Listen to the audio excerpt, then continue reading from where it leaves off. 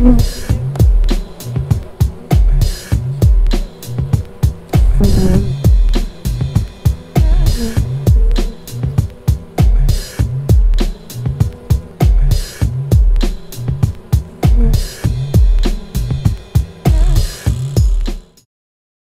in 2012, we launched an education program.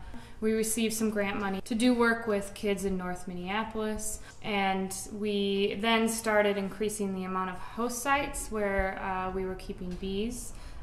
Community host sites like schools, community gardens, urban farms and parks, and we started teaching in hive classes.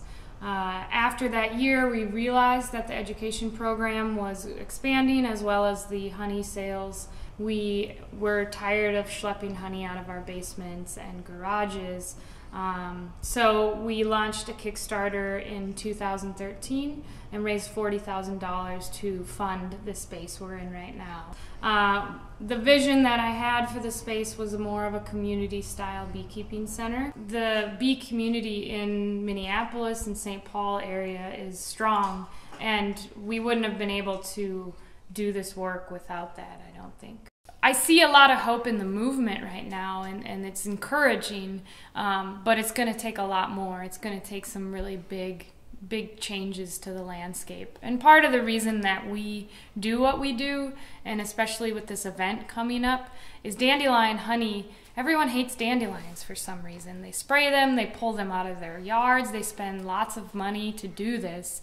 And why? You know, it's really a perspective thing or a status thing to have this green lawn that sucks water and doesn't feed people.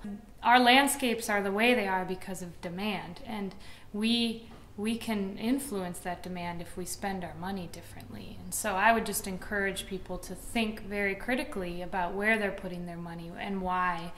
Too much of one thing is generally a bad thing, and that diversity is what nature wants and needs, and we need to support that. My name is Susan Brown, and I am the owner of Mademoiselle Meil at 342 Kellogg Boulevard West in St. Paul, right across from the Minnesota History Center. I've known Kristy for a while. It seems like beekeepers just naturally form a community because beekeepers are obsessed with bees and they love talking about bees. Well, I'm a beekeeper. I'm a rooftop beekeeper. I keep bees in the city because I live in the city, and I think that that the city bees provide a really unique flavor of the city. All of our bonbons are made with our rooftop honey from St. Paul or Minneapolis. Some of the places that we keep bees are hotels or like the Union Depot, and so we use honey from their rooftops to make their products.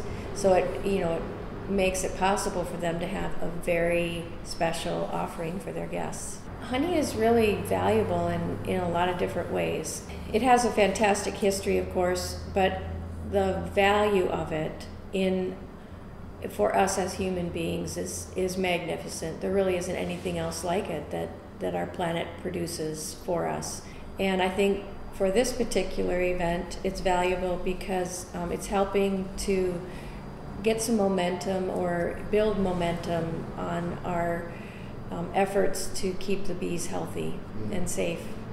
People can buy single origin honeys, and you'll see basswood or buckwheat or different types of trees and flowers that are in our area. People start to develop a very skilled palate about what the differences in those flavors are.